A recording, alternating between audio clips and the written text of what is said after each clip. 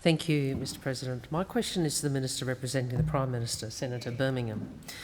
In question time yesterday, Mr Morrison falsely claimed that former Prime Minister Kevin Rudd had travelled in and out of Australia while the borders were closed. What is this Prime Minister's problem with telling the truth? The Minister representing the Prime Minister, Senator Birmingham. Thanks, Mr President. Well, I believe the Prime Minister has tabled a response in the House addressing those matters. Senator Wong, a supplementary question. Yesterday, Mr Morrison claimed he'd exceeded his promise to get 26,200 stranded Australians home by Christmas. Isn't it the case that at least 9,000 of those registered to come home when he made that promise are still stranded? I again ask, what is this Prime Minister's problem with telling the truth?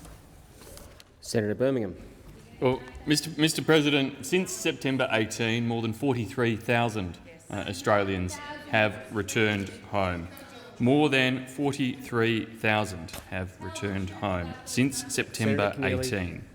Over 17,000 of these passengers were registered with DFAT, including more than 3,700 vulnerable Australians. Of course, since the government provided advice to Australians overseas to reconsider the need to travel abroad and to return home, more than 432,000 people have returned home, a significant number passing through the type of quarantine places established across Australia. Those quarantine places are capped and are limited. We are working, as we have been, as closely with the states as possible to make sure there is as many opportunities as can be for Australians to return home, but to do so in a way that poses no threat to the safety of Australia and our management of COVID. Time has expired. Senator Wong, a final supplementary question. On the 12th of November, Mr Morrison promised stranded Australians that, and I quote, "There is a queue and Australians are at the front of the queue." But the government's own data shows that in October, only 50% of the seats on planes arriving in Australia were filled by Australian citizens. What is this Prime Minister's problem with telling the truth? Senator Birmingham. Well, Mr President, our government, to make sure that we give priority to Australians, has been chartering flights, facilitating flights, and I can tell you on those flights, absolutely priority is firmly, squarely given to Australians. There are, of course, commercial flights as well that the government does not facilitate tickets on, but the government has made sure that criteria for those who may not be Australians returning home are tight. Those criteria include circumstances where individuals may be the partner of an Australian citizen with rights to reside here. These are often compassionate circumstances or circumstances that are essential to the function of government or otherwise. Our effort has been on getting Australians home, but also doing so in a way that maintains Australia's safe management of COVID-19. Senator Small. I advise the chamber that this is not my first speech, but I have a question for the Minister for Employment, Skills, Small and Family Business and a fellow West Australian, Senator Cash. Minister, through bushfires and COVID-19, this year's seen unprecedented pressure on the Australian labour market. Could the Minister please update the Senate on how the Morrison government has supported Australians through this once-in-a-century pandemic to stay connected to the labour force, to find employment and indeed the skills that they need to re-enter the workforce? The Minister for Employment, Skills, Small and Family Business, Senator Cash. Thank you, Mr President, and I thank my fellow Western Australian Senator, Senator Small, and I do acknowledge that this is the first question that he has asked in this place.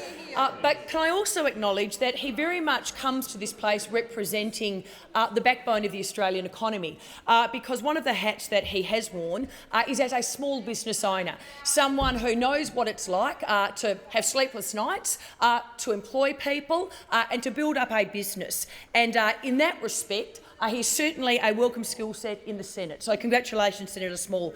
But, Mr President, as Australians would be aware, We have performed better than other nations when it comes to the health response to COVID-19 and certainly on the economic front when we look at nearly every other country in the world. What we are now seeing, though, is the beginning of the labour force recovery. And over the last few months we've seen it's around 648,500 Australians returning to work as lockdowns ease. And as is now evident, as you ease those restrictions, as you ease those lockdowns, more and more businesses are able to open their doors and more Australians are able to return to work. Our JobKeeper program has been, of course, instrumental in keeping employees connected to their employment. It is Australia's largest wage subsidy program and it has kept around 3.8 million Australians connected to their employer, and it's directly saved, it is estimated, at least 700,000 jobs, building the foundation for our economic recovery. However, Mr President, as the Prime Minister says, we know that there remains a long road ahead. And certainly when you look at the employment services caseload, it has increased substantially since COVID-19 hit. At the onset of COVID-19, though, the government had acted quickly to ensure that our employment services providers was resourced to deal with the influx. Answer has expired. Senator Small, a supplementary question. Indeed, Mr President. Minister, how will the government's $74 billion JobMaker plan build on the success of our existing employment services programs as we rebuild a stronger economy as part of our comeback, Senator Watt, from COVID-19? Senator Cash. Well, Mr President, certainly the government has a number of employment programs, and these employment programs are designed to get people off welfare and into a job. And these include, of course, Job Active, our Youth Jobs Path program, which looks at preparing our young people who are at risk of long-term unemployment, giving them the skills they need and the opportunity to undertake work, and, of course, Parents Next, which is a pre-employment program designed for parents whose youngest child is entering school age and they need to get job ready. As a government, we have in place the programs that are specifically designed to improve the employability of Australians so that they are able to take that next step and gain employment. And certainly, as we emerge from COVID-19, the government wants to build on the record that we already have and improve services for our most affected regions, but also for our most disadvantaged job seekers, putting in place the policy framework to ensure that those most disadvantaged are able to get into work. Time for the answers expired. A final supplementary question, Senator Small. Mr President, can the minister outline how these programs will interact with the record investment the Morrison government has provided in skills and training to support job seekers to get the skills that they need to find new employment as the labour market recovers? Senator Cash. Well, Mr President, as this government knows, all of our policies work together. They work together to strengthen the economy so that businesses can reopen their doors and employ more Australians. The policies work together as part of our $74 billion JobMaker plan. And, Mr President, along with putting in place the economic framework required for growth, our employment programs themselves, they support out-of-work Australians into training and vocational pathways to ensure that they have the skills that they need to get a job. And of course, this now works in conjunction with the $1 billion Job Trainer Fund, which provides up to 320,000 free or low-cost training places in areas of actual skills demand. We've worked, as I've said previously, with the states and territories on the ground to understand their actual labour market demand so that when people are looking at putting their hand up and undertaking these free or low-cost courses, they are getting skilled up for actual areas of labour market demand in that particular state or territory. Has expired. Order. On my... Senator McAllister. Thanks very much, Mr President. My question is to the Minister for Families and Social Services, Senator Ruston. An Anglicare survey found that under the old rate of job seeker in March, 72% of respondents skipped meals every week, with most skipping an average of 3 or 4 meals a week. How many job seeker recipients will be forced to skip meals because the Morrison government is refusing to grant a permanent increase? The Minister for Families and Social Services, Senator Ruston. Thank you very much, Mr President, and I thank the senator for her question. I acknowledge the report today, the Anglicare report, which sets out its findings from a limited survey of 618 people around their attitudes towards income support payments and mutual obligations. I am unaware of whether this survey is a representative survey, but I would point out that it is exactly that. It is a survey. But one of the things that I would say, Senator McAllister, is that we on this side know through massive amounts of validated research across many different organisations and speaking to many Australians, that we know that the best way to improve outcomes for people, the best way that we can improve their well-being and their livelihoods, is to make sure that we have a strong economy that creates jobs so people have got jobs. Because we know from surveys such as the Hilda survey that people who live in a household that do not have employment income are much more likely to have worse wellbeing outcomes than those people that live in houses where income is generated through employment. So, whilst obviously we will continue to work— Senator Ruston. Senator McAllister on a point of order. Yes, my point of order goes to relevance. The minister has indicated that she doesn't necessarily accept the Anglicare survey results, but my question really was about how many job seeker recipients she considers will be forced to skip meals. If she doesn't accept the Anglicare results, I'd appreciate understanding what her understanding of the consequences Senator McAllister, with respect, you strayed from a point of order there towards the end. The minister can be directly relevant while she is talking about the survey, while she is talking about job seeker or one of the other elements of your question. And so, to that extent, the minister is being directly relevant. I can't instruct her how to answer the question. Senator Ruston. Thank you very much, Mr. President. I would go on to say that the most important thing that we can do to make sure that people have got the best possible opportunity to be able to have the well-being that we all would like every Australian to have is to make sure that there are jobs in the economy so people can go to jobs.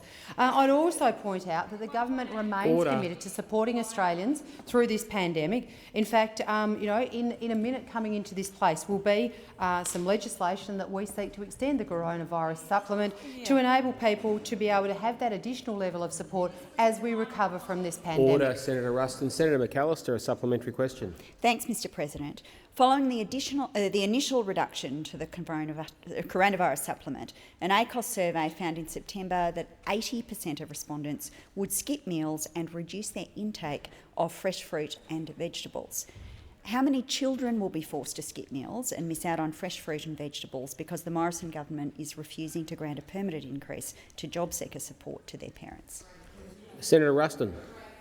Thank you very much, Mr. President. Well, as this place must acknowledge, since March when we came into this place and collectively, as everybody in this place, made a decision that we would put additional support in place for all Australians to help them through this once-in-a-century pandemic, we have had in place since then elevated levels of support through welfare payments, through the coronavirus supplement, or through other payments that were made through stimulus payments. But at the same time, we also worked through the employment situation to make sure we kept people engaged with their employers through the JobKeeper program. These measures are still in place. They remain Senator in place O'Neill. now, and they will continue Senator to be Wong in on place. a point of order. Point of order, direct relevance. This is a question that goes to an issue the Senate is keen to hear an answer on, which is Australian children being forced to skip meals and miss out on fresh fruit and vegetables. And I would ask you to ask the Minister to return to the question. The Minister can be directly relevant to this question by addressing the matters you raised, Senator Wong. The preface to that part of the question also includes a reference to the supplement payment. The Minister is in order if she is addressing any part of the question, and I believe she is directly relevant at the moment in doing that. Senator Ruston. Thank you very much, Mr. President. Well, one of the great hallmarks of Australia's welfare system is that it is comprehensive and it is targeted.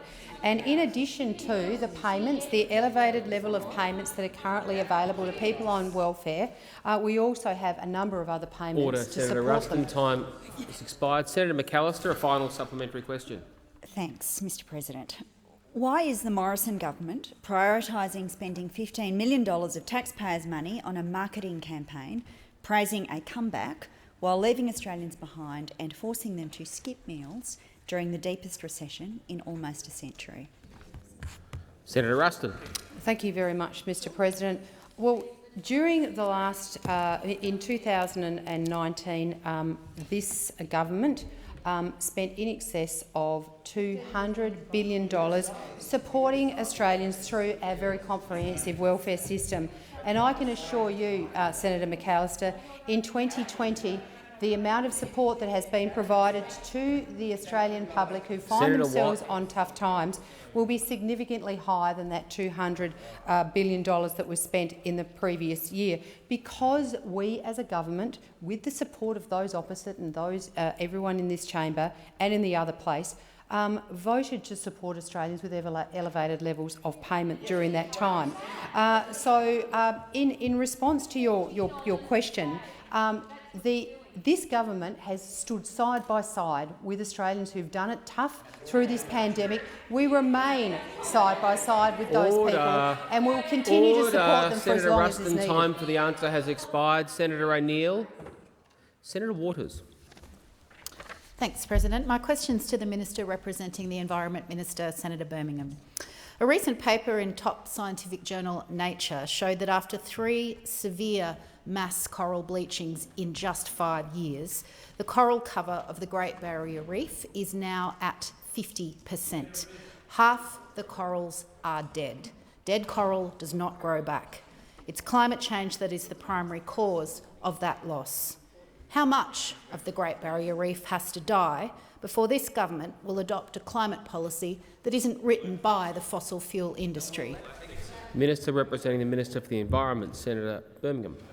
Well, thanks, Mr President, and I completely reject the assertion made by Senator Waters. Completely reject the assertion at the end of her question there.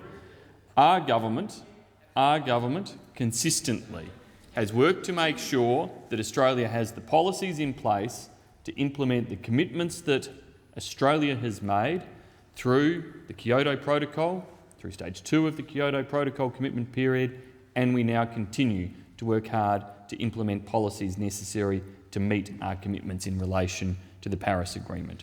We have done that recognising that Australia alone doesn't solve the issues in relation to climate change. Australia alone plays a role, and I'll take Senator Whish-Wilson's interjection quite happily, Mr President. The leadership we've shown as a country is the leadership of a nation who makes commitments, delivers on our commitments and exceeds on the delivery of our commitments. We will be quite happy to go anywhere and explain Australia's achievements, the achievements of Australian businesses, of Australian people, of Australian farmers, of all of those Australians who have contributed towards reducing Australia's emissions, who have enabled Australia to reduce our emissions by 16.6% since 2005. And we have done so knowing that these steps around global cooperation are necessary to tackle issues including related to the protection of the Great Barrier Reef. We know that Australia alone won't achieve it, but we believe we set a high standard by delivering on our commitments, by exceeding those commitments, and by demonstrating to the world that you can do it as a nation, at home, as Australian businesses, households and farmers have successfully done and continue to do so. Senator Waters, a supplementary question. Thank you, President. Last week, in its 3-yearly World Heritage Outlook, the IUCN downgraded the outlook for the Great Barrier Reef to the most severe listing possible, critical, due to the threat posed by climate change and water quality. Next year, the World Heritage Committee will once again consider whether to list the Great Barrier Reef as World Heritage in danger. This is the last warning that Australia is going to get before a potential in danger listing that would decimate the tourism industry. Will you treat this as a wake-up call Senator or not? Waters, time for the questions expired. Senator Birmingham.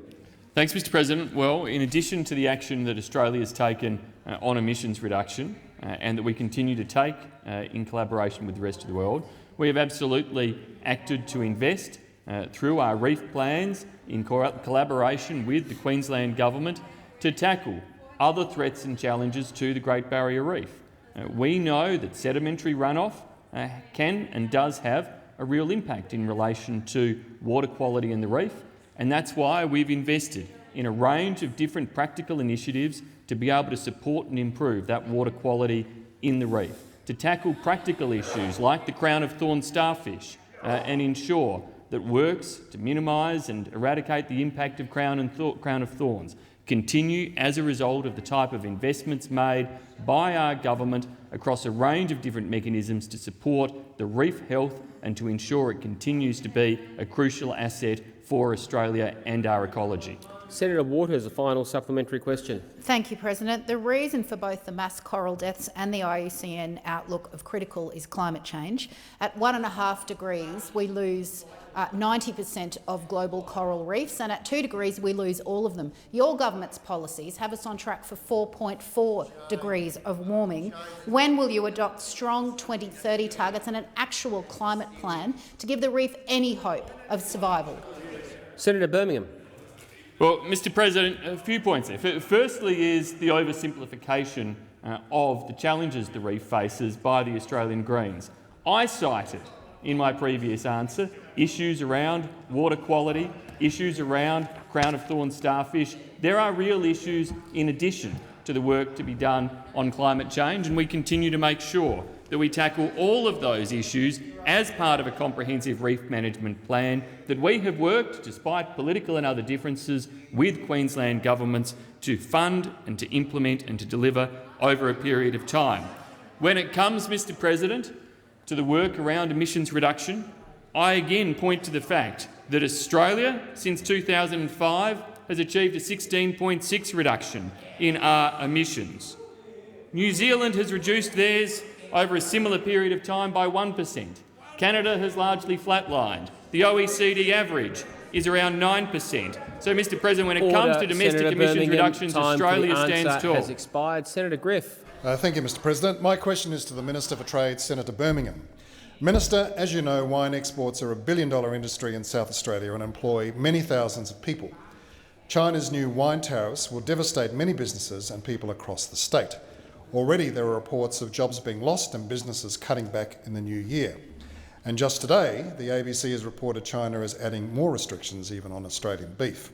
What support is the government putting in place to protect South Australian businesses and South Australian jobs from the Chinese tariffs? Minister for Trade, Tourism and Investment, Senator Birmingham. Thanks very much, Mr President. I thank Senator Griff for his question, and I know his strong interest, as is mine, and indeed I suspect this is an interest shared by all South Australian senators and by senators from all wine-producing states across Australia about the concern we have around the imposition by China of provisional anti-dumping measures of between 107% and 212% on Australian wine imported into China. Our government again reiterates that we are not aware of any evidence that Australian wine exporters have dumped their product in the Chinese market.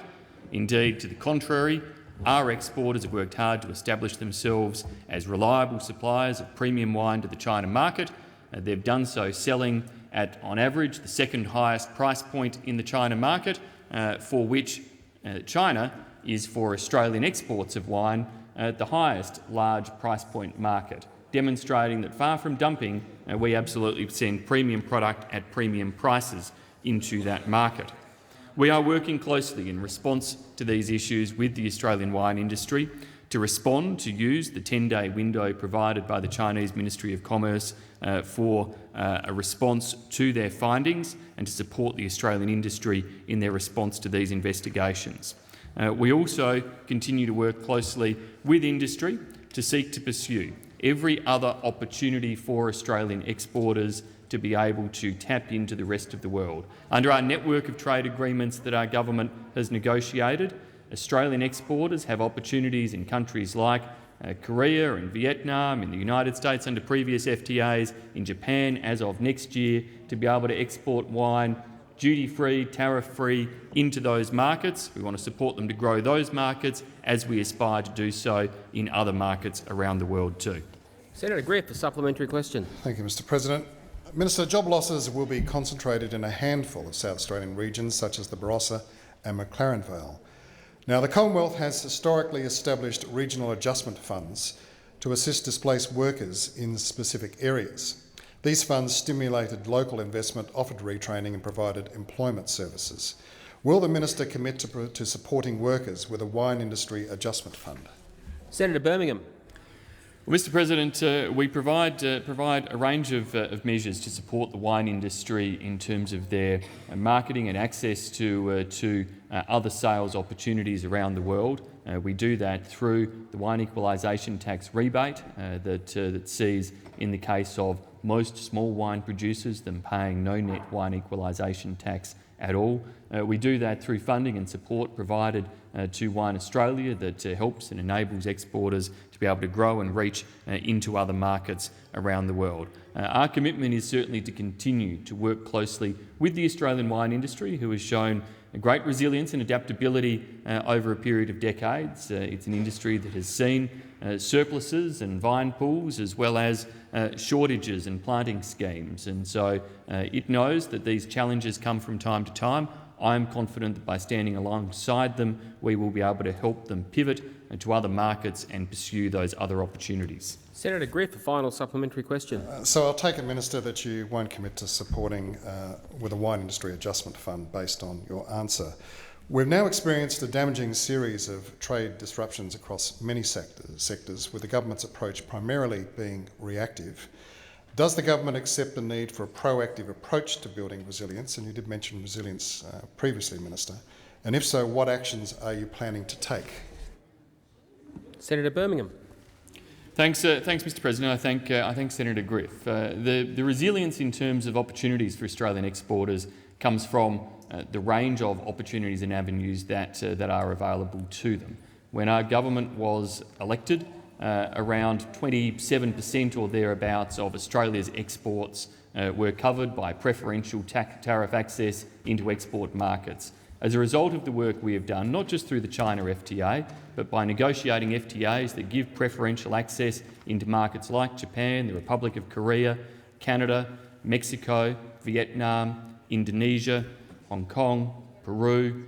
These are a range of markets for which we have provided opportunities and avenues for Australian exporters to enjoy a comparative advantage. We stand alongside them through our export market development grants, through the work of our Austrade officers, through a range of other support to help them grow their exports, which they have done across a range of markets, and which we will continue to support them to do. Senator Kitching. Thank you, Mr President. My question is to the Minister representing the Prime Minister, Senator Birmingham. Yesterday, Senator Birmingham said that the robo-debt scheme, and I quote, obviously had issues. When did the Morrison government first become aware that the robo-debt scheme obviously had issues? Minister representing the Prime Minister, Senator Birmingham. Thanks, Mr President. Well, as I did yesterday, I refer the Senator to the answers that Senator Ruston has given on those matters. Senator Kitching, a supplementary question. Was the government told in a department brief on or around 1 March 2017 that a third of robo-debts had been reassessed and reduced to $0? Senator Birmingham. Well, Mr President, in relation to a particular departmental brief of a particular date, I will take that on notice, Mr President, and seek to provide a response to the Senator. I would reiterate in this matter that it is important for governments to be able to ensure that taxpayer dollars, where they are paid out, are paid where they are validly meant to go. And in relation to our government, we have acknowledged on this program that there was a need to refund certain payments and to correct in relation to those issues. We equally, Mr President, stand by the need to make sure that taxpayer dollars are respected and that the Commonwealth recoups those where they have been wrongly claimed. Order. Senator Kitching's final supplementary question. Did the government have information in January 2017 suggesting that up to 86% of robo-debts issued had to be reassessed? Senator Birmingham. Well, Mr President, our government has worked through these issues, which have been the subject of extensive questioning in relation to the dates that the senator refers, when particular information may have been provided, and if there is something. Order, Senator Wong.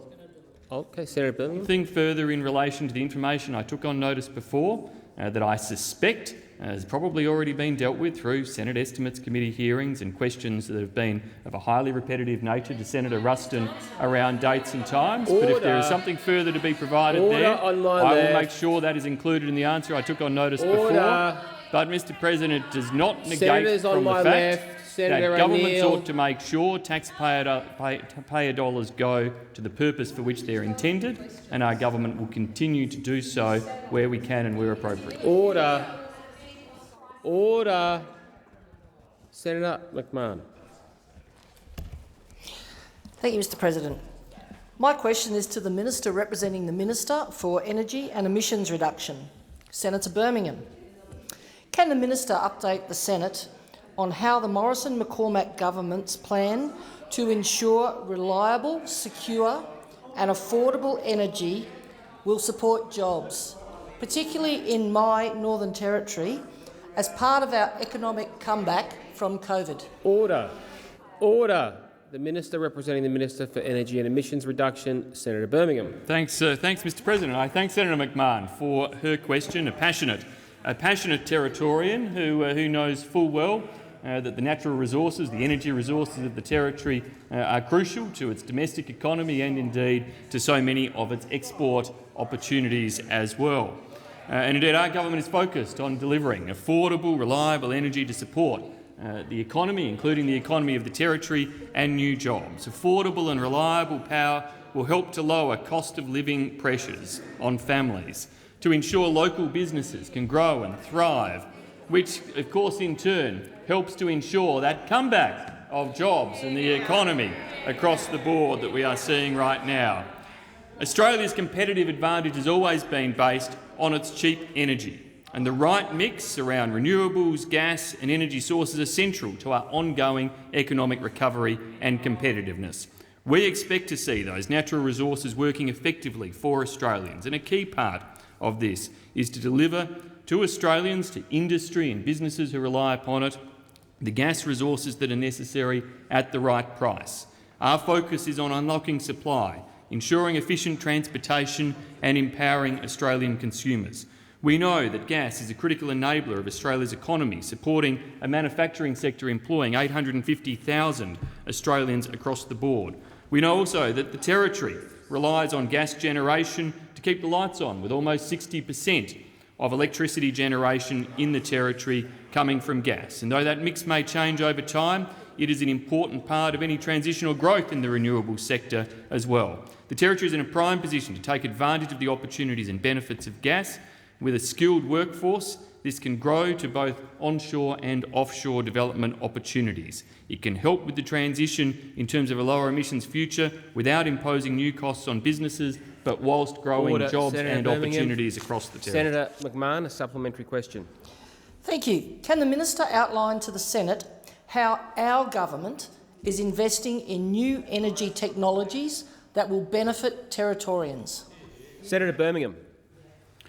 Well, thanks, Mr President. We know that, for example, reform or initiatives like microgrids can help to reduce electricity bills in regional and remote communities, helping those communities to adapt and achieve innovative technologies or distributed energy sources like solar and batteries, and to reduce their reliance on costly diesel generation.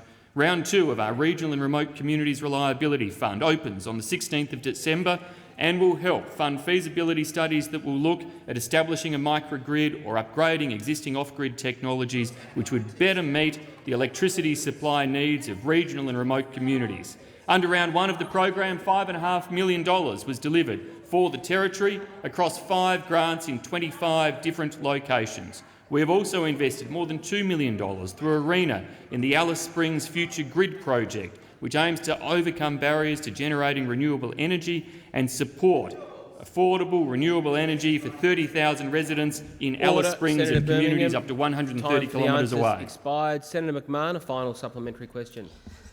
Can the Minister please update the Senate on how our government is supporting gas developments, including in the Beetaloo Basin, that will drive down prices of energy for businesses and for consumers.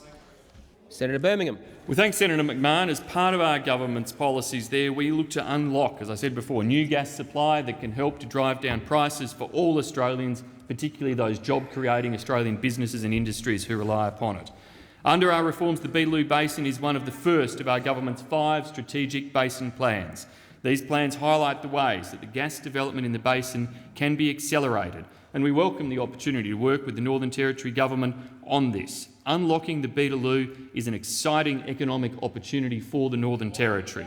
It is a world-class province with an estimated size bigger than any other known gas resource off the northwest shelf. Early drilling activities confirmed the positive opportunities there, which could not only improve our gas security but also potentially Australia's fuel security as well. The development of gas reserves in the Beetaloo has the potential to generate billions of dollars for the Territory economy and create over 6,000 jobs. This is great opportunity for the Territory, and we are committed to delivering upon it. Time has expired. Senator Lambie. Order. Order. Senator Lambie has the call. Senator McKenzie. I just said Senator Lambie has the call. Senator Lambie. Thank you, Mr President. My question is for the Minister representing the Prime Minister, Senator Birmingham. On the 13th of July, the Prime Minister changed the Special Operation Unit citation regulations. He made it so that unit citations can be collectively or individually cancelled or individually forfeited on conviction for a disgraceful or serious offence. What was the Prime Minister's trigger for making these changes in July this year? The Minister representing the Prime Minister, Senator Birmingham. Thanks, Mr President, and indeed, if we go back over the history of some of the steps around citations, in February 2018, I understand the then Minister for Defence Personnel sought approval to make a number of amendments to Defence Honours and Awards, including in relation to recommendations from inquiries by the Defence Honours and Awards Appeal Tribunal in 14 and 15 relating to withholding and forfeiture of awards. In May 18, the then Assistant Minister to the Prime Minister agreed to a full review of the relevant instruments.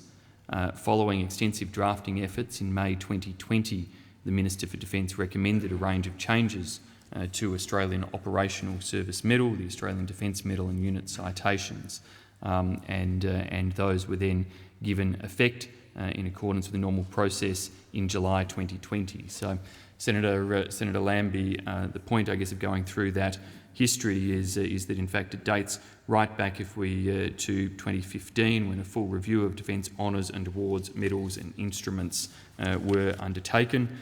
The review was undertaken in order to strengthen and expand the eligibility for certain awards, to reflect previously agreed recommendations of the reviews of tribunals, as I referenced, and to ensure consistency in terminology and definitions.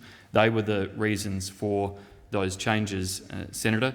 I, as I did last week, I want to make sure in relation to all of these matters that I restate very much the fact that our government, I know you, and indeed I am sure all members of this place, acknowledge the service and sacrifice of those who have served us, including in Afghanistan, and that the overwhelming vast majority have done so with pride, distinction and honour. Order, Senator Birmingham. Senator Lambie, a supplementary question.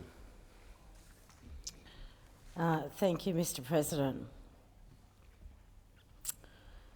So we all know about the report, the Brereton report back in 2015. So just when you decide to change all this, it seems these timings are starting to line up. Did the Prime Minister consult with the Chief of Defence Force or the Defence Minister before making any of those changes?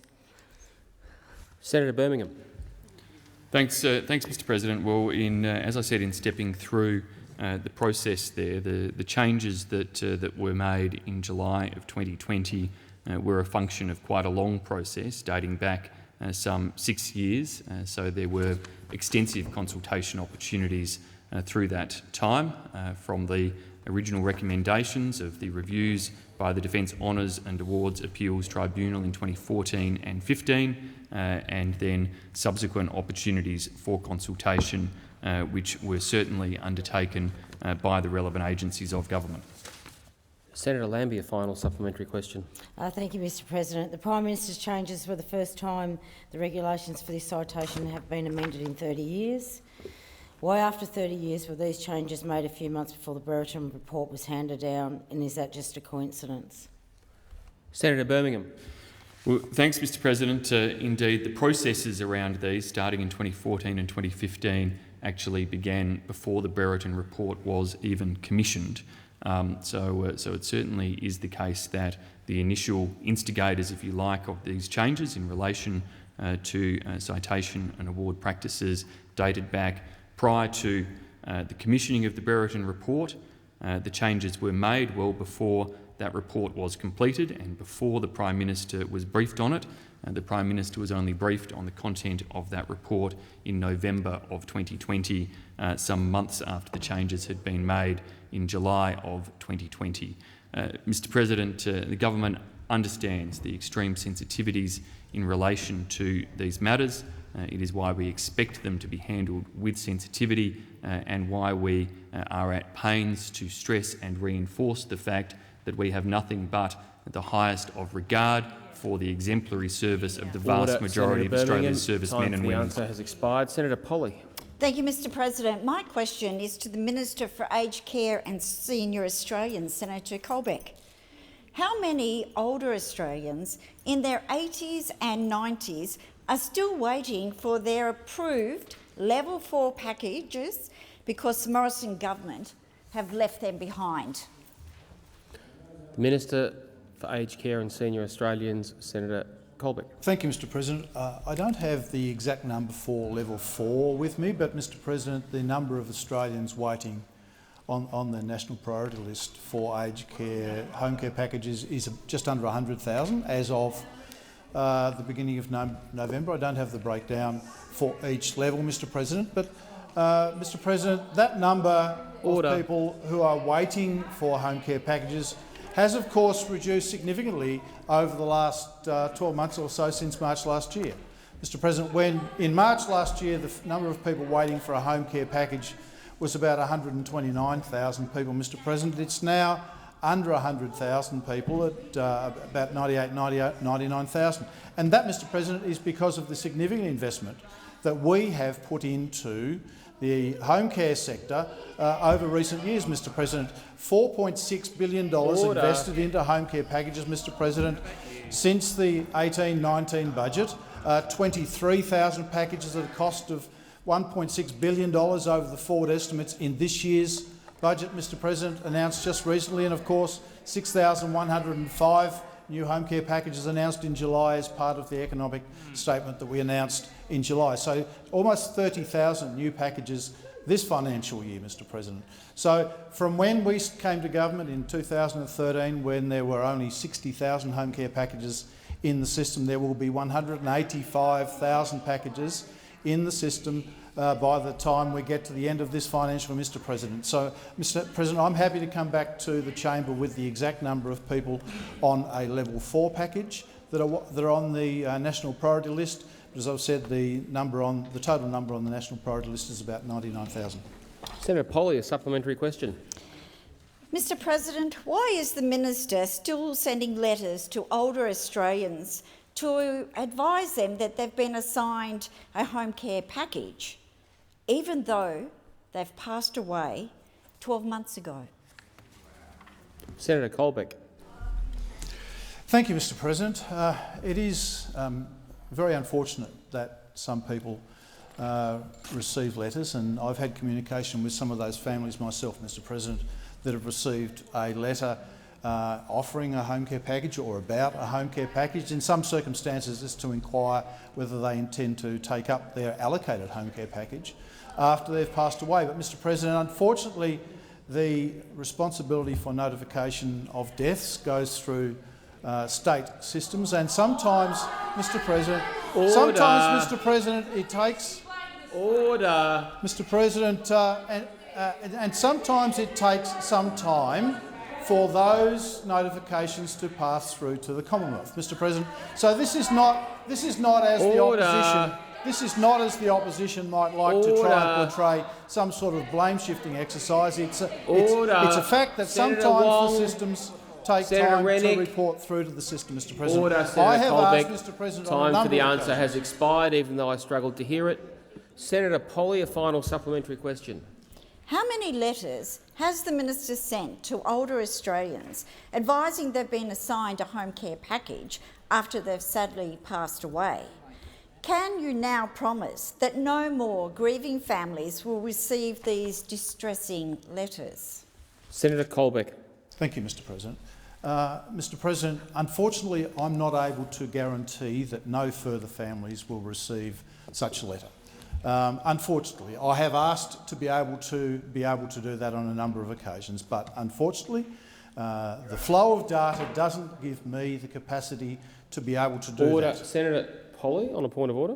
Yes, Mr. President. The question that I asked initially was, how many letters have you sent out? Senator You haven't Polley, even attempted to answer Senator that. Polley, please. That quite frankly was an abuse of a point of order. There was no way the minister could have been more directly relevant to the answer. If people don't make an attempt to make a point of order on direct relevance, I'm going to clamp down on a simple restating of the question. The minister was being absolutely and utterly directly relevant to the question asked. Senator Colbeck. Thank you, Mr. President. Look, my condolences to any family member who has lost a loved one. And I have to say I am sorry that people do get such letters after their family members have passed away. They have my sincere condolences and apologies. That is not the way we would like to be able to run the system, but unfortunately sometimes notifications into my aged care take some time, and these sorts of and those letters are sent out, Mr. President. Mr. President, I am happy to come back to the chamber and find a number that Senator Polley has asked for with respect to those letters, but Mr. President, I can't guarantee that those letters won't go out in the future. Colbeck, time for the answers expired. Senator Molan. Thank you, Mr. President. My question is to the Minister for Defence, Senator Reynolds. Can the minister provide an update on Defence's international operations, deployments and engagements in 2020 to help make Australia more secure? Minister for Defence, Senator Reynolds. Well, thank you very much, Mr. President, and I thank Senator Molan for that question and also for his service to our nation. This year has challenged all Australians, as in individuals but also as a nation. So in many ways, 2020 has also been a year like no other for Defence. But Defence adapted very quickly in February and continued to work COVID-19 safe. Vital exercises and engagements have continued. 4,800 ADF personnel will have deployed overseas this year. The Air Force completed more than 53,000 hours of flying. We've had 25 ships at sea throughout the year. The Army undertook more than 100 international engagements activities involving 900 personnel. We've supported our Pacific family, including during humanitarian emergencies. Our largest regional presence deployment involved 5 ships and engagements with 11 regional partners. In 2020, we've concluded mentoring and training missions in both Afghanistan and Iraq. We continue to contribute to coalitions dedicated to defeating terrorism, including in Iraq and in Syria. And we are supporting our UN partners by contributing to peacekeeping efforts. I most sincerely thank all Defence and ADF members who have served domestically and internationally in what has been such a challenging year. But I especially thank all their families whose support allowed those in uniform and in the department to serve our nation with such great distinction this year. And I ask all Australians to spare a thought for our personnel deployed away from home, both domestically and internationally this Christmas. And I thank them all for their service. Senator Molan, a supplementary question. Thank you, Mr. President, and thank you, Minister. Can the minister provide an update on the ADF's domestic activities, including defence assistance to the civil community in 2020? Senator Reynolds. Well, thank you very much, Mr. President. And This has been an extraordinary year for the ADF and Defence here in Australia. We've conducted the 2 largest ever domestic operations to support our nation in our nation's history. We have assisted thousands and thousands of Australians throughout the year. First of all, Operation Bushfire Assist involved more than 8,200 ADF personnel. It was the largest ever mobilisation of the ADF in response to a domestic disaster. This included thousands of evacuations, transporting emergency services personnel, setting up shelters, delivering meals and so much more. While the embers were still burning, however, Defence started Operation COVID-19 Assist, which has now become our largest ever domestic assistance operation. So far, as of today, over 11,000 Defence and ADF personnel have deployed. Has expired. Senator Molan, a final supplementary. Thank you, Mr President.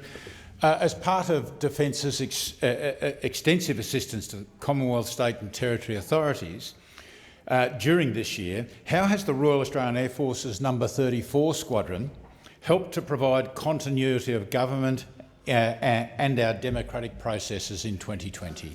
Senator Reynolds. Well, thank you very much, Mr President, and I thank the Senator for the question. And I'm sure I speak on behalf of each and every senator in this place here today when I thank most sincerely Air Force's 34 Squadron for its work supporting the Parliament and executive government during the pandemic. More than 1,400 passengers, members of Parliament and staff predominantly, have been transported over 267 legs. In the early days of the pandemic, we simply could not have been able to start the Parliament without their safe and efficient service, their sense of humour, their adaptability and their commitment to this nation. So, on behalf of us all, I thank 34 Squadron for your service this year. You have kept our federal Parliament and the government running this year. Thank you. Senator Green. Thank you, Mr President. My question is to the Minister for Youth and Sport, Senator Colbeck. The Morrison government-controlled Public Accounts and Audit Committee found the administration of the $100 million sports rorts scandal, and I quote, did not satisfy public and community expectations. Does the Minister agree with the findings of the government-controlled committee, which includes Coalition Senators Chandler, O'Sullivan and Scarr? Order. Order. Minister for Youth and Sport, Senator Colbeck. Thank you, Mr President, and I thank Senator Green for her question. And, Mr President, I thank the senators and the House of Reps members on the Public Accounts and Audit Committee for their work on the report, Mr President. The report was tabled in the House yesterday, obviously, and, Mr President, the government will consider the recommendations in the report appropriately, and then we will, as process dictates, respond to the Parliament, Mr President. Mr President, the report itself considered a number of programs as a part of its consideration. As I've said, Mr President, we will consider the report in the usual manner and make a government response, Mr President. But I would say, in respect of the particular recommendations that both the ANAO made and that were made in the Public Accounts and Audit Committee, Joint Committee of Public Accounts and Audit yesterday, that the government has already taken a number of actions with respect to the application of the government grant guidelines and their alignment, Mr President.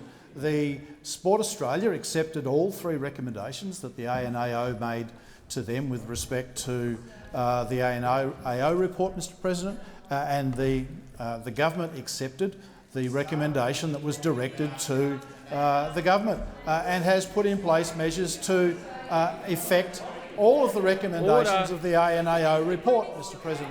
And recommendations in the report handed down yesterday had a very, very similar context, Mr President. So we will consider those. We will consider those matters, Mr President, and we will report back to the Parliament in the usual way.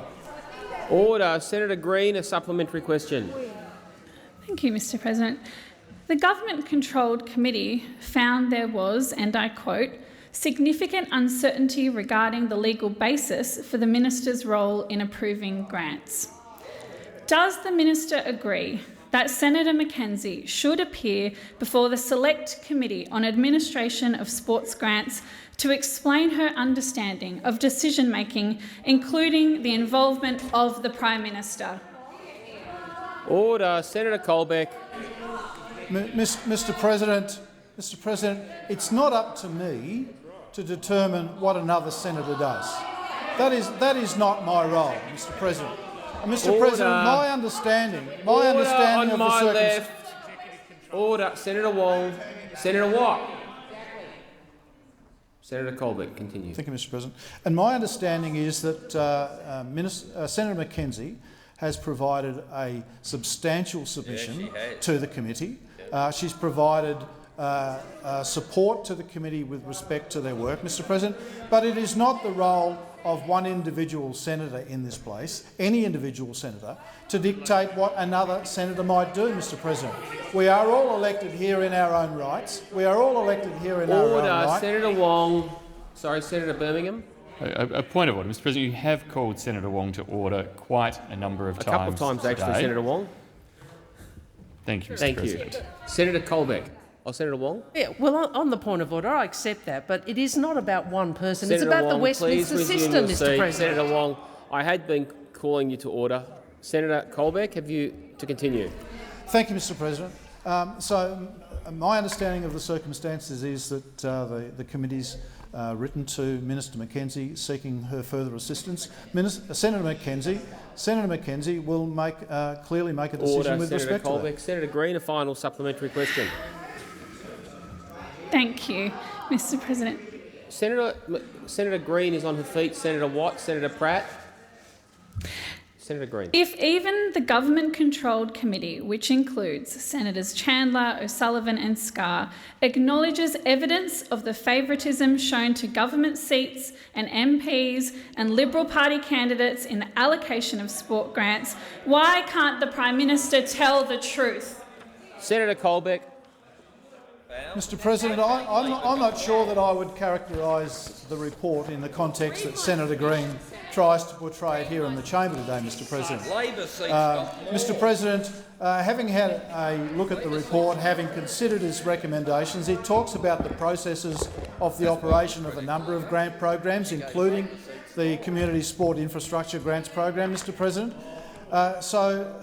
We will consider the report as appropriate, and we will respond to the Parliament in the usual way, Mr. President. And I don't accept the characterisation of the mindset of my colleagues on that committee that Senator Green tries to portray in her question.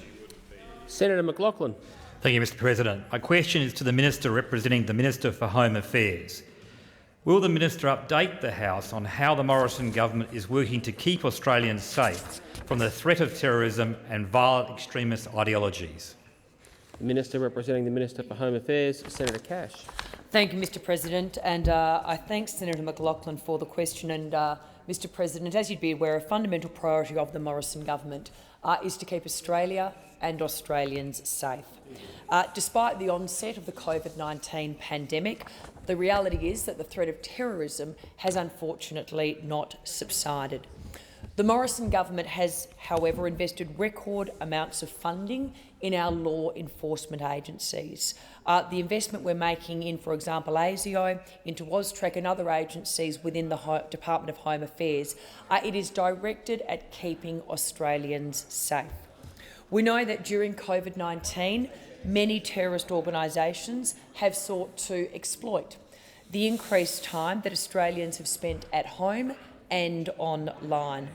Targeting young and impressionable minds, they have shamelessly exploited this situation to propagate information, ideologies and dangerous and destructive views that seek to do real harm to Australians, not only in our country but across the Western world.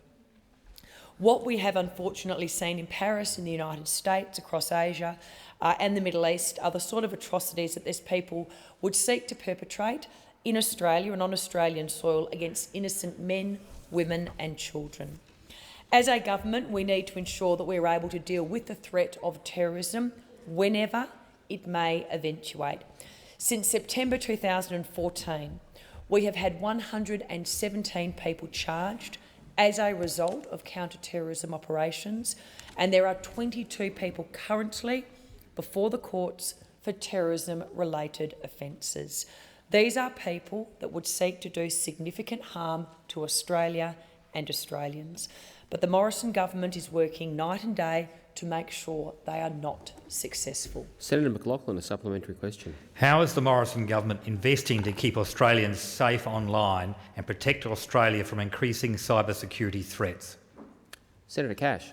Mr President, Australia's cybersecurity capabilities are strong, but as we'd all be aware, the threats we face online are increasing. It is estimated that a significant cyber attack impacting Australia for 4 weeks could cost the economy as much as $30 billion and an estimated 163,000 jobs. As part of our 2020-2021 budget, the government will provide an additional $202 million to deliver the 2020 cyber security strategy, creating a more secure online world for all Australians. This now takes the government's total funding for the strategy to $1.7 billion to provide a cyber security uplift that is fit for purpose in the evolving online environment. This strategy will protect Australians, their businesses and, of course, the essential services that we all depend upon. Senator McLaughlin, a final supplementary question. As Australians begin to travel again over the Christmas period, what will the Morrison government be doing to ensure that they can enjoy their holidays and reunite with their families safely and securely?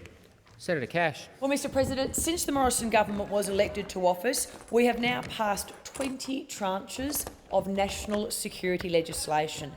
This legislation has ensured that Australia has the most modern and up-to-date laws that deal with the reality of encryption and the ways in which terrorist groups conceal their influencing activities on the internet. This is supporting our law enforcement agencies to detect and disrupt threats as soon as possible for the safety of all Australians. All Australians should be reassured that over the Christmas period and over the New Year period, our officers will be working 24/7 on the front line. And there are, of course, many people in the Department of Home Affairs who will be supporting them in that work. On behalf of the government senators, I would like to commend those officers for the work they do to keep Australia and Australians safe. Senator Birmingham. Thanks, Mr President. I ask that further questions be placed on notice.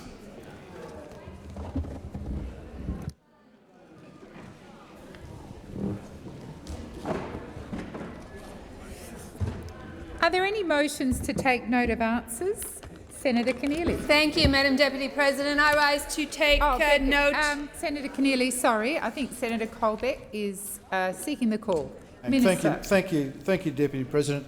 Just in response to the questions from Senator Polley, the number of people on the National Priority System as at 1 December for a Level 4 home care package is 14,375. 14,375. Mr. President, Madam Deputy President, and unfortunately I'm not able to give you a number for the people who have received letters for regarding home care packages subsequent to their family member passing away, because that figure does rely on that being reported back to the government. So we don't have full information on that, because that does rely on people reporting that back to us at this point in time. Thank you, Minister. Senator Keneally. Thank you, Madam Deputy President. I rise to take note of the answer given by Senator Birmingham to the question asked by Senator Wong. Senator Wong raised with Senator Birmingham the fact that yesterday in question time the Prime Minister, Scott Morrison, in the other place, stated a falsehood.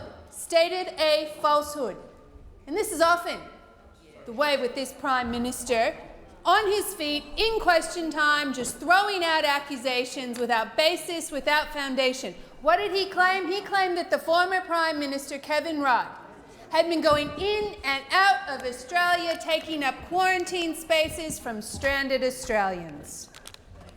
No such thing ever happened. The former Prime Minister, Kevin Rudd, has been in Queensland since March. He has not left the country. He has not taken up a quarantine space from a stranded Australian. But I will tell you which former Prime Minister is taking up quarantine spaces that stranded Australians are not being able to use. Which one?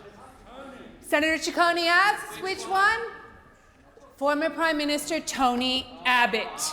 Former Prime Minister Tony Abbott travelling overseas, not on Australian government business, on UK government business,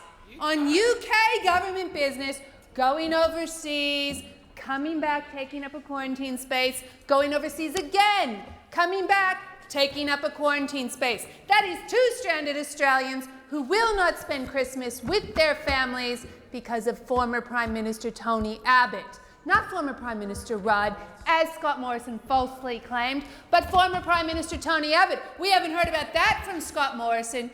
Now, 2 spaces, you might think, well, what's 2 spaces? Let me tell you something. The number of stranded Australians has grown and grown and grown. On the 18th of September, the Prime Minister promised 26,000 stranded Australians on DFAT's list would be home by Christmas. Only 17,000 have made it back. There are some 9,000 people who are on that DFAT list on the 18th of September who literally have 2 days to make it back to Australia, go through quarantine and get out to be able to celebrate Christmas with their families.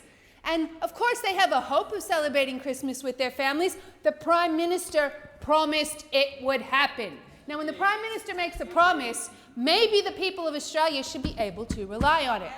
As a citizen of Australia, you should be able to rely on your Prime Minister's promises. And when he looks down the barrel of a camera and he says, I'm going to get all those stranded Australians home by Christmas, well, of course stranded Australians think they can rely on that. But what do we know about this Prime Minister, Scott Morrison? He has trouble telling the truth. He's all about the headline, never about the delivery. Always there for the photo op, never there for the follow-up. And it is cruel. In this circumstance, it is cruel. There are stranded Australians. As Senator Gallagher and Senator Watt and I on the COVID committee have heard, there are stranded Australians who are trying to come back to this country. They've been trying to come back since March. They have had flights cancelled. They have spent tens of thousands of dollars, $50,000, $60,000, $70,000 trying to get flights back to Australia. They have lost their homes. They have lost their jobs. They are being sent to homeless shelters. They are living off food banks and charities. They are running foul of visa conditions in other countries. They are facing a Northern Hemisphere winter in the middle of a global pandemic. It is un-Australian to leave your mates behind. But that is precisely what the Prime Minister, Scott Morrison, is doing. He is leaving Australians behind. He has made them a promise, and he is breaking that promise, and he is breaking their hearts. So when you see photos of the Prime Minister on his social media putting up his Christmas tree, sitting around his Christmas lunch with his family, well, good for him. I am happy, and I wish the Prime Minister and his family a Merry Christmas. But when we see those photos, let us not forget that there are now 40,000 stranded Australians stuck overseas, barred from coming back to their country by this Prime Minister. And you know what? He has a safe COVID way to bring them back. Jane Halton, his hand-picked expert, has handed him a report that's told him how to increase quarantine capacity, told him that the federal government should take responsibility, told him the federal government should open up a quarantine facility with a human health response zone, told him that they had a responsibility to bring these stranded Australians home in the middle of a global pandemic. This Prime Minister has such a problem with the truth, and this Prime Minister is letting people down and leaving Australians behind. Thank you, Senator Keneally. Senator Antic. Thank you, Madam Acting Deputy President. Well, I have to say I enjoyed that, and I enjoyed it for the following reasons. That was the very, very definition of the sound of straws being clutched at. Like, you'd actually hear them hitting the ground. Those straws were being clutched at, and they were hitting the ground as you would expect. And there were a number of fairly flowery statements that were made there. I did like, and I have to pay tribute to this one, bringing back the spectre of Tony Abbott, former Prime Minister Tony Abbott gets a run on this one. And it's good to see the Australian Labor Party finding a way to bring him back in, even into this debate. Because I could do a few of those myself. I've still got an issue with Gough Whitlam and blue polls, so we can always go back and we can always run over that. But there are issues that we need to fact check, because I know my friends on the other side of the chamber love an ABC fact check. Their mates at the ABC do a fact check. They do them all the time. I don't think they do them well. I'm going to do one well for you, because there are a series of facts which are overlooked. And the fact of the matter here is that the Prime Minister has made the statement yesterday, he's corrected it. It happens. The truth of the matter is that this government has helped innumerate numbers of people return to Australia during what has been a very, very difficult period. And I know that my friends opposite do like to ebb and flow when it comes to understanding the very difficult nature of this period, this COVID-19 pandemic. This has not been a run-of-the-mill plane to go and collect some people overseas. We've seen over 432,000 Australians return from overseas since the government recommended that people reconsider the need to travel abroad back in March.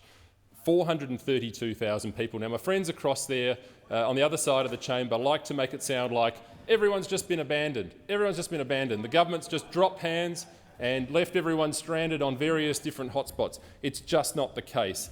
The fact is the COVID-19 pandemic is still, as we speak, not over. Another fact for my friends on the other side of the chamber, and the government's continuing to support Australians overseas while at the same time managing that delicate balancing act of protecting Australians' health and safety and the community at home. And since the 18th of September, we are talking 2 months ago, 43,000 Australians have been returned home. 43,000 Australians. Once again, that's a fact check, not an ABC fact check, but a real one. Over 17,000 of these passengers have been registered with DFAT, including more than 3,700 vulnerable Australians. What this means in real terms is that during the pandemic, 32,000 Australian citizens and permanent residents have returned home on over 370 flights. That's 370 flights in the middle of a pandemic. That is not just sending a Cessna down to collect a couple of mates down at the RSL Bowls Club on Kangaroo Island. 76 of these flights have been directly facilitated by the government, and they've gone into difficult locations such as Peru, South Africa, India and UK. And let me say that negotiating the borders, negotiating the experience with those different governments has been no mean feat. The government has delivered and it has done it well. 12 commercial flights have been facilitated by the government since 23 October, returning 1,700 passengers. Now, this includes a facilitated flight with Qantas from Delhi to Hobart that landed just this last Sunday with around 120 passengers. Once again, at the risk of repeating it, these are facts. Not ABC facts, but facts. 39,000 Australians are currently registered with DFAT and wish to return home. Now, some may not take up the immediate option to return, while others may seek to return home at a later date due to particular circumstances. That is the nature of the ebb and flow of the situation that DFAT and the government finds itself in the middle of this pandemic. The DFAT administered hardship program has actually distributed over $10 million to 1,900 Australians overseas, covering the cost of accommodation, subsistence, flights as they may be. Australians have been as well catered for as can possibly be expected during this very difficult time. It is just incorrect to try and politicise this, to try and raise the spectre of Prime Ministers past, to do whatever other straw-clutching exercises we've seen. This government's allocated $60 million to support Australians to return home. Melbourne Airport, the second largest, has been taking international arrivals since July. And DFAT, of course, will not remove any Australians from its registration database without its consent. This program continues. It continues to bring Australians home, and it continues to do so in a timely and safe manner. Thank you, Mr. Senator Antic. Your time has expired. Senator Gallacher. Thank you, Madam Deputy President. And I look forward to the time when Senator Antic's training wheels come off and he can get through 5 minutes without a heap of notes. But I've got to take one exception. I mean, blue polls, for goodness sake, it's worth $350 million. $350 million. It's got to be a good decision 40 years ago to buy that. But anyway, let's get back to the basics here. we have a Prime Minister who misled about the activities of a former Prime Minister. And obviously he did that on advice of his department, which clearly was errant advice. But instead of coming out, looking down the camera and saying, I stuffed up, I made an awful mistake there, I apologise for that mistake and moving on, I hear that he tables a letter in the Parliament. He doesn't address the issue directly as Australians like to see. When you make a mistake, fess up, own up, apologise and move on. No, he tables a letter, tries to avoid the scrutiny of it.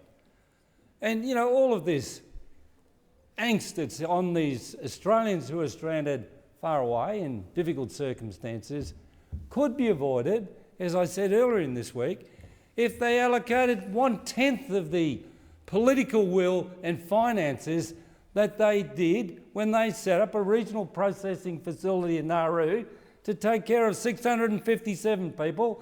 They spent approaching $500 million in a year. Now, we don't expect $500 million to be dispersed around the globe to bring people home. They'd probably stay there if you did that. They'd take the $1 million each and stay there. But the problem is there's no acceptance that human quarantine is a federal responsibility. And when the history of this pandemic is written, it'll be one of the failures of this government. They didn't set the responsibility at the appropriate place, take charge, set the standard all around the country, and as their own expert said, if necessary, set up a processing facility. They did it in the irregular maritime arrivals area, stop the boats. Here they have the availability of aircraft.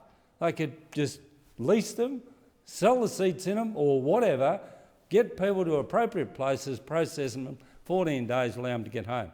And as Senator Keneally and others have said, there are an immense number of Australians who are not going to see their family at Christmas. And I think that's to the Prime Minister's enduring shame. You don't promise if you can't deliver. I have no problem if he said it's too difficult to do it for Christmas. If it's logistically impossible, or if he was cautious, but no, he had bravado and said, I'll have them all home for Christmas. And by the way, that former Labor Prime Minister's buggering the system up, taking up extra spaces, all erroneous. And he's not going to get people home for Christmas. And if I had relatives and family stranded overseas, I'd be beside myself because some of the places they're stranded in are not in a good space. And I have cousins in England and the United Kingdom, and some of those cousins haven't seen their grandchildren for months. Newborn grandchildren in the same country. Can you imagine what it's like for a parent to have a child or a son, daughter or an aged parent overseas can't get home? I met someone in the Parliament very recently. Their wife went to visit an ill relative in the United Kingdom, and now it looks like March before she'll get a flight home. No, they're mature people and they can conquer that distance, but it's not good. And we have a Prime Minister who promised. And we have a Prime Minister who says things which are totally wrong. And then avoiding scrutiny by tabling the letter is a very, very disturbing way for a Prime Minister to act. And if you look at what's happened with the Honourable Matthias Cormann, take a plane, mate, take a plane. Just go and fly around all the places. You'll get COVID, so you better take a private plane. And it's a private job. I don't think it's a job that is obligated to Australia. I think it's his position. So why would he get a $4,300 an hour plane to go and get a private position? And that's going to be stood against the test of someone who's ill and wants to get home to their family for Christmas. And Australians looking at that, it'll be a fail, a total fail. So, you know, Prime Minister Morrison, and I don't say that he does everything badly, but he's obviously taken some really poor advice in respect to the former Prime Minister, Labor Prime Minister, and the way he handled that, I think, is pretty low. Australians expect a higher standard. If that was Bob Hawke or someone else, they'd get up and say, look, I stuffed up. I'm really sorry. I made a mistake and I won't do it again, and off they go. But to table a letter saying, oh, you know, I might have misled the Parliament, that's very low standard. Thank you, Senator Gallacher. Senator Scarr.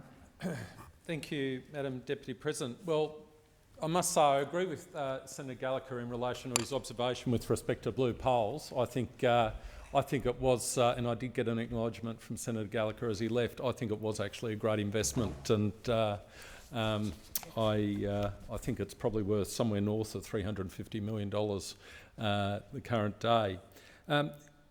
This issue with respect to former Prime Ministers and travel.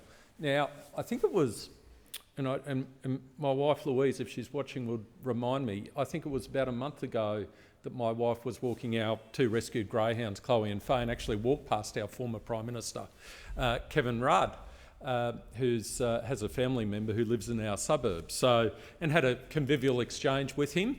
And it's a bit of a shame. It's a bit of a shame, Madam Deputy President, that we can't bring that conviviality with respect to former Prime Ministers into this place, because I think they all should be treated.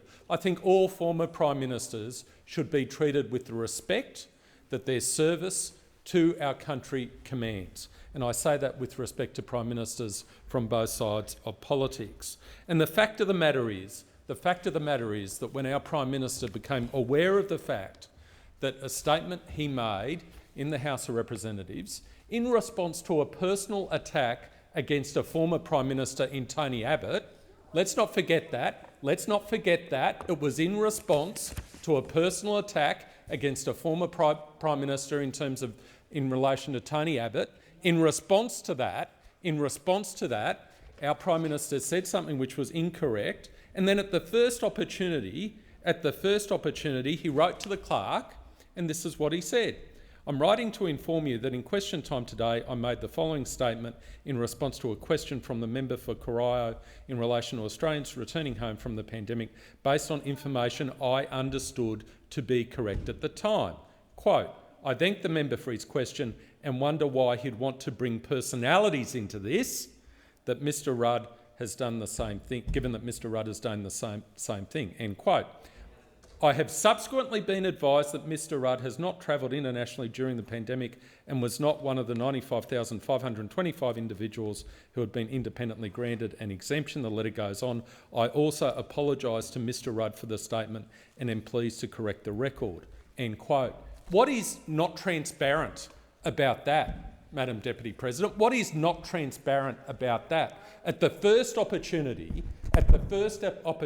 our Prime Minister corrected the record and issued an apology to former Prime Minister Rudd. I think that entirely meets the expectations of the Australian community with respect to how a Prime Minister should respond in such an occasion.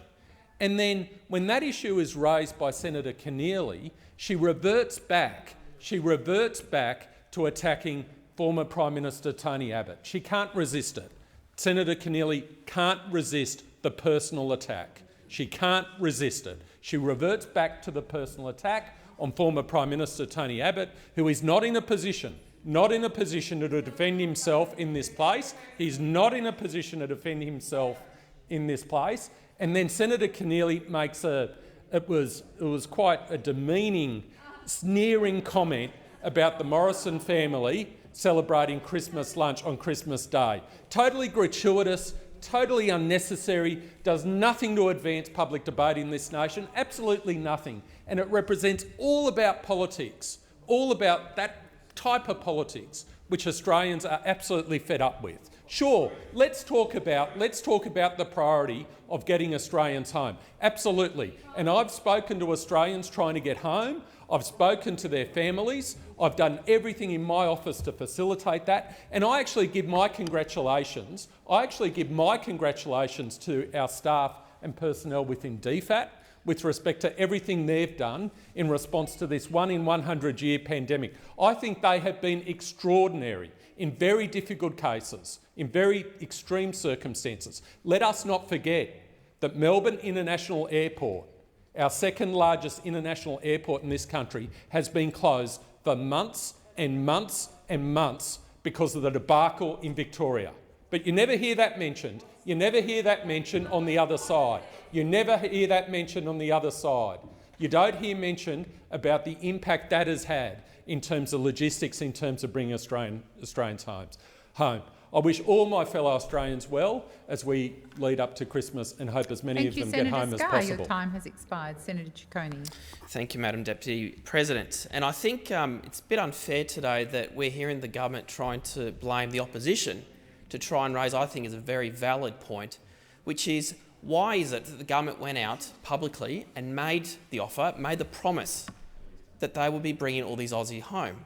And then to try and, quite frankly, slur and put words in Senator Keneally's mouth that somehow it was her fault for raising this as a matter of importance today. I mean, come on. If we want to start to talk about the facts, Senator Keneally has been right from day one in setting the record straight. Why was it that the Prime Minister promised people, promised families and gave them hope that they would have their loved ones in Australia by Christmas around the kitchen table? Because that's not going to happen to 40,000 Australians, and we know that. The attitude from the government senators today, quite disappointing, in fact very dismissive, and just lacking the acknowledgement that there is a problem. Is this the type of attitude that this government needs to set in terms of the standards that we all have to, accept going into Christmas and into the year 2021? And for some facts, some fun facts, if, Senator Antic earlier on was talking about facts, well, the fact is that DFAT released the details of 2,700 Aussies. Now, but you don't hear that coming across from the government side, do you? And I know that DFAT staff are doing a great job and trying their best to get everyone back home. But the reality is that there are stuff-ups on the other side, and they need to acknowledge that. But you can't sort of come into this place or in the other place, Madam Deputy President, and promise that we will bring back Aussies home by Christmas. And I'll give you another fact. For us to bring all the Aussies back home by Christmas, so by Friday, so they have their 14-day quarantine, we need 82 A380s. 82 A380s. Now, unfortunately, Qantas only has 12 of them. But I'm sure the Prime Minister could pick up the phone, ring up the CEO of Qantas and say, look, let's get at least 12 of those out right now. Instead of sacking 2,000 workers, we can give more than 2,000 workers, not just their jobs back, but thousands of other people. Pick up the phone to Virgin, pick up the phone to other international carriers, and I'm sure we'll get a good rate, a good discount. So this is the type of attitude that we have to expect from the government. It's their attitude, whether it's been with JobKeeper or JobSeeker or other government policies leading up to Christmas. And quite frankly, it stinks. All we want is this government to do the right thing by Australians, and that's what Australians expect. I had a personal circumstance, a constituent that reached out to me. His daughter had been stuck in Scandinavia and had only just finally returned back in Sydney only a few days ago. But the point that he was raised with me was she tried 12 times to get back to Australia, and it's cost them tens of thousands of dollars. And as Senator Keneally had pointed out, people are having to raid their savings. In fact, I think even some others have to take out money out of their superannuation accounts. This is not the type of attitude that we would be expecting from any government. Governments are there to help their citizens abroad in times of, great need. This is why we all pay our taxes, to make sure that we have services, whether it's here in Australia or abroad. But yet this government just does not seem to care, and rather attack Senator Keneally and others on this side for somehow wasting the Senate's time. Again, just another very dismissive attitude. With the 1 minute that I've got left, I guess from my point of view, we just have to make sure that going forward, there are, mechanisms put in place in how we go about handling the pandemic. In Victoria, and Senator Scarr earlier had mentioned about the hotel quarantine situation in Victoria, my home state Victoria. We had 2 passengers come off a plane in Sydney, made their way to Victoria. It sounds like Ruby Princess all over again. But they're happy to blame the states. Blame the states because somehow it was the states that look after the borders. If that's the case, what's the point of federation? What's the point of us being in this place? This is the federal parliament. In the Constitution, it is crystal clear that the federal government has responsibility for our borders. And those guys opposites have lost all control. Thank you, Senator Ciccone. So the question is that the motion is moved by Senator Keneally to take note of answers be agreed to. Those of that opinion say aye. Against, I believe the ayes have it. Senator Waters. Thanks very much, Deputy President. I rise to take note of the response to my question to Senator Birmingham. And I asked about the really sad state of the Great Barrier Reef. And a recent paper published in Nature, a very reputable, in fact the top scientific journal, that showed that because of the mass coral bleachings, of which we've had 3 in the last 5 years, that half the coral cover of the reef was bleached so badly that it died. And I asked the Minister, what is the government doing about the fact that half of the reef is dead? Because we know, the scientists tell us, dead corals don't grow back. I'm afraid I didn't get a satisfactory answer. I got the same answer I've been getting for the 8 years that I've been asking about this in this chamber. We're doing a little bit, we're doing this, we're doing that, but it doesn't change the fact that half the reef is dead from lack of serious climate action. I saw the reef for the first time 30 years ago as a 12-year-old girl, and it was so powerful to see the colour and the diversity, and the sheer wonder of the place. And that stayed with me ever since. What is so sad is that my kids won't get the chance to see the reef in that state. And in fact, none of the kids in this country might get the chance to see the reef at all at this rate, certainly not in 30 years' time, because of the trajectory that we're on, with the weak and pathetic climate targets that this government has set. We know that climate change is the biggest threat to the reef. Yes, there are other threats as well. Yes, there's water quality concerns. Yes, there's crown of thorns. Yes, there's shipping problems. There's all sorts of issues that we need to confront, and all of those will improve the resilience of the reef to climate. But the biggest one is climate. The Reef's own management authority clearly say that in your government's own documents. A report released last week by the International Union for the Conservation of Nature, who do a 3-yearly outlook, if you like, of the health of World Heritage properties, of which the Great Barrier Reef is one, gave the reef the worst possible listing. It was downgraded to a critical state. Now, that is the last warning that we are going to get before the next international meeting of UNESCO, the World Heritage Committee, make a decision on the future of the reef and decide whether or not to list it on the in danger list, the World Heritage Sites in Danger. Now, the scientists would say that actually the reef belongs on that list, but the tourism industry would be decimated if the Great Barrier Reef is listed as in danger. And this government needs to do all it can to avert that potential listing, but it's not. I mean, 5 years ago, we saw them waste hundreds of thousands of dollars on flying diplomats around to try and bribe other countries to not shame Australia with an in danger listing. It worked for them that time, but our international borders are closed, so they can't do that sort of diplomatic lobbying, can they? I don't know what lobbying they will do between now and when the World Heritage Committee meets. But what they do clearly need to do, and what all of the scientists and all of the relevant bodies are telling them, is they need to act on climate. We need strong 2030 targets. We need an actual climate plan, not just to save the reef, but to save our future economy, to provide jobs for future generations, to save agriculture, to save the Murray-Darling. It underpins everything. And yet this government just is not engaging. They are hostage to the dinosaur denialists on their backbench. They're hostage to the donations that they get from the fossil fuel sector. They're lured by the promise of well-paid lobbying jobs in that same fossil fuel sector once they leave politics. And meanwhile, half the reef's dead. It's not good enough that you've got a pathetically weak, underfunded 2050 reef plan which doesn't plan your way out of anything and certainly doesn't address the climate crisis. It's underfunded to orders of magnitude. It barely mentions climate. In fact, the first draft didn't mention it at all. And it's been routinely criticised for not being strong enough. And the fact is, it's not turning around the trajectory for the health of the reef. We've got this one last chance. This is one of the 7 natural wonders of the world. We don't have the right to write its death warrant.